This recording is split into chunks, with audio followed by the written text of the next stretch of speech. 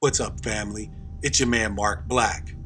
I want to discuss with you what the reasons are why so many of us have no problem supporting these people, but we find ourselves balking at supporting or publicizing these. I also want to discuss what are the reasons why our oppressors have no problem with lifting up certain people as heroes, even if we may find their actions to be disturbing and repugnant, and why too many of us categorically reject the notion of seeing these African people as heroes of our own. As usual, many of our pathological behaviors stem from the traumatic experiences we've collectively faced as a people, beginning here in the wilds of the West with our enslavement. Now, this video will not be an exhaustive treatise about our enslavement, as this isn't a documentary, but we do need to discuss some key ideas and actions to help guide us on the path. The first thing we need to understand is that slaves aren't born, they are made over and over again. Slavery is a physical condition, however, enslavement is primarily a mental and emotional process. All of the physical trauma we've experienced and continue to experience here in the diaspora is by design. These atrocious acts are done in order to instill the psychological framework necessary for us to accept and help to maintain our enslavement. Because of this, our enslavement was one of the greatest atrocities committed against all of humanity. To get to the root of why we react differently to our emotional and mental anguish than any other ethnic group, we have to discuss exactly what was done to us and why. When we first arrived here on the shores of the West, we were from different tribes, nations, and cultures. We were Mende, Fulani, and Igbo. Being thrust together in the hellish fires of slavery, we began to do what any group of human beings would do. We began to come together in common unity, organize, and most importantly, we began to resist the oppression of the Pale people. Of course, the Pale people were not going to take our resistance lying down, and thus begin the series of physical and psychological processes that were instituted to not only enslave us, but to systematically maintain our submission and degradation and their domination. I need to remind all of you at this point that while these things I will discuss were initiated by the Pale people, as of 2016, we are firmly and fully aiding and abetting them in maintaining our own oppression. Don't you worry, I will detail what, why, and how we're doing this. The very first thing to note is that we don't have to act the way we are today. During our American enslavement from the early 1600s through the Civil War, there were consistent revolts, uprisings, and rebellions. This should be common knowledge by now, but it isn't, and there's a specific reason why. If we collectively understood that there were many of our ancestors who not only resisted enslavement, but were willing to go as far as open and bloody combat in order to liberate themselves, it puts the lie to the whole idea that we have to wait for the Pale people to finally wake up and set us free. We would understand clearly that they never had and will never have the full intention of allowing us to be free. We must and should liberate ourselves in every area of people activity. Now let's examine exactly what was done to us and how we are still reflecting the psychological trauma from those experiences. During the enslavement process, we were physically abused. The slavers used horrible physical trauma to damage not just our bodies, but our psyches. Everything from whippings and beatings to rape, both homo and heterosexual, there was no option for instilling fear and terror that was off of the table. I need you all to pay close attention to this next part, as this is one of the most painful traumas we experienced. Oftentimes, instead of the Pale people doing this to us themselves, it's not as if work was their strong suit. They would either encourage or force one of us to perform these heinous acts. The worst part of the abuse was the arbitrary nature of it. This is a well-known psychological torture tactic designed to break your mind and your willingness to resist. On top of the frequent physical traumas we experienced, there was also the psychological trauma of separation and fear of separation. Make no mistake, family, you can heal from even a lengthy series of beatings. Rape victims may find a measure of peace through lengthy therapy and supportive treatments. However, watching your mother, father, brother, sister, uncle, or aunt being sold away, never to be seen again, is a trauma that is so difficult to overcome that many of our ancestors chose to submit to the horrors of slavery rather than lose a single member of their family.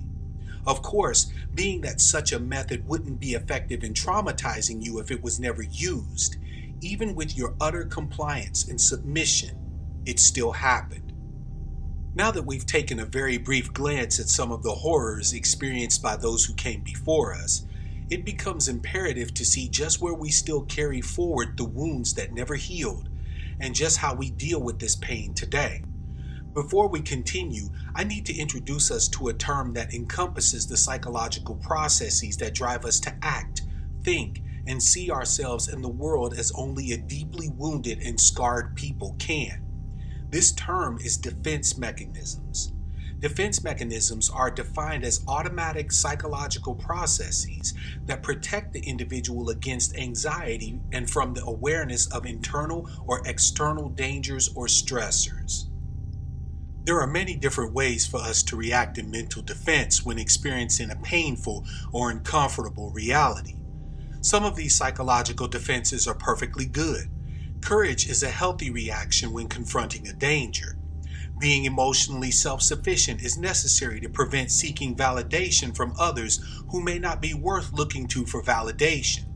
However, there are other reactions that are not just dangerous, but in a poisonous environment such as the nations in which the members of Africa's diaspora live, are just plain deadly. There are 3 defense mechanisms that I want to focus on because they are the ones that affect how we deal with each other.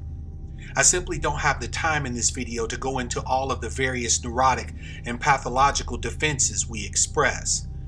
Those defenses are displacement, rationalization, and social comparisons. Displacement is a defense mechanism that shifts aggressive impulses to a more acceptable or less threatening target. This one is a really important one to note because it is the one we primarily engage in under the system of whiteism.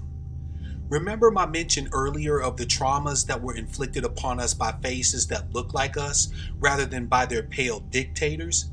How do you think this would affect us psychologically? We're angry, and rightfully so. However, we're very afraid, there's the internal stressor, of the threat by massa, a definite external danger, if we blame and attack the pale people that ordered our violation. So what do? We simply displace the blame onto the other black person. Yes, we still do this today in 2016. Instead of resolving our psychological pain and suffering in the most truthful, obvious, and only real way available, open conflict with massa, we take our anger and outrage and hatred and focus it on each other. Rationalization occurs when we defend against a painful, traumatic experience by either convincing ourselves that there was no wrong done to us or by using false reasoning to justify what occurred. No matter how obviously abusive, hostile, or downright murderous an act is committed by one of the pale people against us, not far behind the pale people, there will be one of us with an apologia in defense of them. We've become so good at this that even though we know that poverty in many of our countries is caused by the theft of our resources, labor, and efforts, we'll rationalize the murder of one of our people by claiming that they were criminals and this is why they were killed. This is why we say things like, if you would just comply with the police, they won't do anything to you. Or, if you pull your pants up, use proper English, and get a job, pale people would respect you. We all know and deep down have always known that what they do to us is random, arbitrary, and only serves to keep us fearful, subservient, and off balance. I'm only going to say this once, and after this, no more. There is nothing we can do that will prevent the pale people from practicing whiteism except to resist them. If we continue to rationalize and justify what's happening to us, it will continue to happen. If you cannot see this by now, you're probably delusional, as well as suffering from all of the other psychological traumas we all share in. The last defense I want to discuss is probably the one of these that I hate the most. The previous two can be overcome relatively easily with some education, courage, and a willingness to be freed by any means. This defense, however, is the most insidious and straight up dangerous one of them all.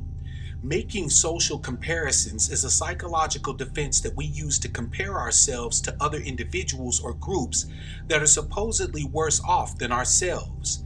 This way, we can dissociate ourselves from acknowledging our similarities with them, empathizing with them, and identifying with them, and it works to make us more comfortable with our place under whiteism. This has been the one tool that the pale people have used to great effect. Let's examine how even in 2016, social comparisons still cause us to divide rather than unify. Under this system of whiteism, the very color of our skins have been used by us to determine the value of human lives. You know the old saying, if you're white, you're all right. If you're brown, sit down. And if you're black, get back.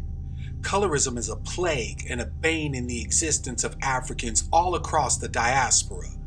The very idea that somehow you'll ever be light enough to be considered one of the pale people is an idea that can only exist in the minds of a people who have been so traumatized by the idea of their own blackness that rather than resist, they would willingly see all of us destroyed than to jeopardize their journey toward paleness.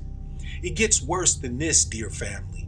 The very few of us that are allowed some degree of prosperity in this sick system engage in the fantasy that somehow their money will buy their freedom and safety, like social manumission papers. So they are able to look down on the rest of us and wonder why we all haven't gotten up on their level, instead of seeing the truth of the matter. If you don't believe me, only look at the recent incident with Dr. Dre to remove your doubt. Never doubt that under whiteism, Dre's millions have no power over a pale-skinned devil douchebag who is denied his natural right to park in Dre's driveway. Let's review. By displacing our justified anger, outrage, and hatred onto other black people, consistently rationalizing and justifying the atrocities committed against us on the daily, and using social comparisons in an attempt to distance ourselves from blackness in general and other black people specifically, the poisonous wounds from our distant past are continuing to wreak havoc upon our people, and the pain and suffering many of us feel as a necessary concomitant of seeing the truth of whiteism is not able to draw us together. Like a psychological atomic bomb, it blows us apart and atomizes us. Until we can pray for ourselves as hard as we pray for others, we will not be free. Until we can say, I am black, and identify with not just our families, neighborhoods, or blocks, but with every other black face, both in the motherland and the diaspora, we will never be safe. Until we take the time to develop collectively psychological defenses that work to strengthen our bonds with each other and heal the traumas that continue to drive our actions even today, we are doomed. Make no mistake, family. Whiteism in all of its Hydra-like forms is your common enemy, no matter who, what, and where you are. My pain is yours, and we can and must bear it together. My brothers and sisters, kings and queens, it is long past time that we finish the work our ancestors could not. Again, this is your man Mark Black. Share this video wherever you're able. Like it and subscribe to my channel if you haven't already. Until next time, love, peace, prosperity, and real power to my people.